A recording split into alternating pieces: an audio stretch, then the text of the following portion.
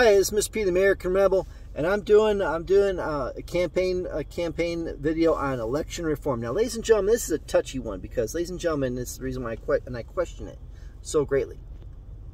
Because you know the Democrats are the ones pushing election reform, saying the elections were not fair. Okay. So, are you saying that you folks stole the election? No, they're not saying that at all.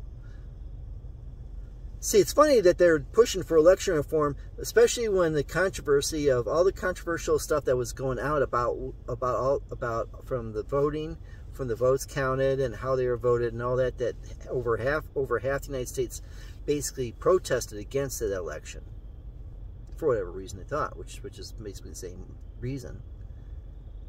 But nothing was done. There was no, according to the courts, there was no merit to any of it. Yet, now they're in office, now it's election year, and now they're pushing for election reform. Biden's in office. Democrats won House and Senate last year, 2 years ago. What's wrong with the voting system? If things are going so well, why are you looking for voter reform? But see, the problem is they're looking to continue their streak. They're looking to use election reform to target women, to target the African American communities, to target other communities of different races, especially and even some white. They're looking to target the transgender. They're looking to target everyone else for about this election reform to either say that their vote's not going to count, or that they're in a racist type of way, say that they're inferior, they can't get an ID, that they can't vote, that their vote won't count unless they're the ones that the federal government's counting it. This is a ruse, ladies and gentlemen. You need to wake up. In 2022, you have a choice. 2024, do you vote for the people that are pushing for election reform when the election reform isn't really needed because they've already won? Think about it.